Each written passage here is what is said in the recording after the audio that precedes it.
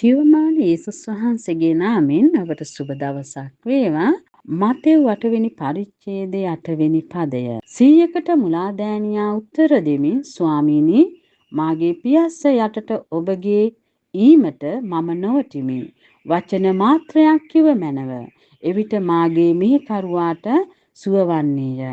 මේ 100කට මුලාදෑනියා යේසුස් වහන්සේ ළඟට ඇවිල්ලා කියනවා ඔහුගේ සේවකයා රෝගී වෙලා ඉන්න වංශවාගේ හැදිලා ඔහුව සුව කරන්න කියලා. ඉතින් මේ යේසුස් වහන්සේත් කැමති වෙනවා ඔහු ළඟට ගිහිල්ලා ඔහුව සුව කරන්න. හැබැයි 100කට මුලාදෑනියා කියනවා ස්වාමීනි ඔබ වහන්සේ මගේ පියස්ස යටට මගේ ගෙදරට මන් ළඟට එන්න ඔබ වහන්සේ වටින්නේ ඒ තරම් අපි පව්කාර මිනිස්සුયો. හැබැයි ස්වාමීනි ඔබ වහන්සේ එක වචන මාත්‍රයක් කිව්වොත් මගේ සේවකයා සුව වෙයි කියලා. ඉතින් යේසුස් වහන්සේ පුදුම වෙනවා මේ 100ට මුලාදෑනියගේ තිබුණු ඇදහිල්ල දැකලා. උන්වහන්සේ කියනවා මේ පමණ මහත් ඇදහිල්ලක් ඊශ්‍රායල් සෙනග තුලවත් උන්වහන්සේ දැක්කේ නෑ කියලා. ඉතින් ඔබ දන්නවද ඔහු නිවසට යනකොට යේසුස් වහන්සේ කිව්ව ලෙසම ඒ රෝගියා සුවය ලැබුවා. ඉතින් උන්වහන්සේ කියන නුඹගේ ඇදහිල්ල නුඹව සුවපත් කරනවා කියලා. ඉතින් ඔබ මම ඇදහිල්ලෙන් ප්‍රකාශ කරන්නේ මොනවද?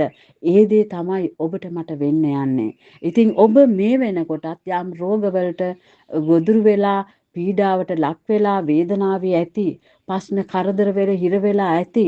නමුත් ඔබගේ ඇදහිල්ල කොපමණ තියෙනවද කියලා ඔබට සෝදිසි කරලා බලන්න පුළුවන් මෙන්න මේ අවස්ථාවේ.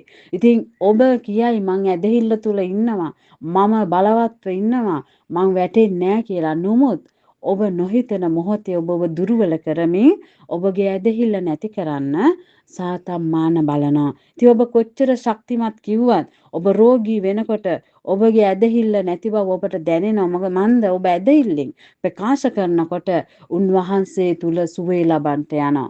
ඔබ ඇදහිල්ලෙන් ඉල්ලන දේ උන්වහන්සේ දෙන්න යනවා. ඉතින් උන්වහන්සේගේ වචනේ කියන ඇදහිල්ල නැතු උන්වහන්සේ ප්‍රසන්න කරන්න බැරි බව.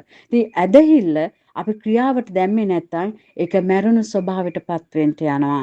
ඉතින් ඔබ මම ඇදහිල්ල ක්‍රියාවට දමමින් ඔබ සුව වී ඇති බව ප්‍රකාශ කරමින් ඔබගේ ප්‍රශ්නට විසඳුම උන්වහන්සේ තුළ ලැබෙන බව ප්‍රකාශ කරමින් විශ්වාස කරමින් ඒක ඔබ ලබා ගන්න. ඉතින් උන්වහන්සේ කියන්නේ ඒකයි නුඹ යහපත් දෙයක් සිතුවොත් නුඹට සිද්ධ වෙන්න යන්නේ ඒ දේ කියලා.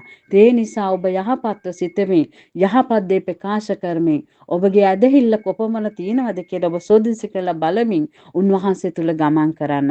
උන්වහන්සේ ඔබගේ ඇදහිල්ල වැඩි වෙන පිණිස ඔබට උපකාර කරමින් ආශිර්වාද කරනසේක. ඔබට ජේසු පීඨයි සුබ දවසක්.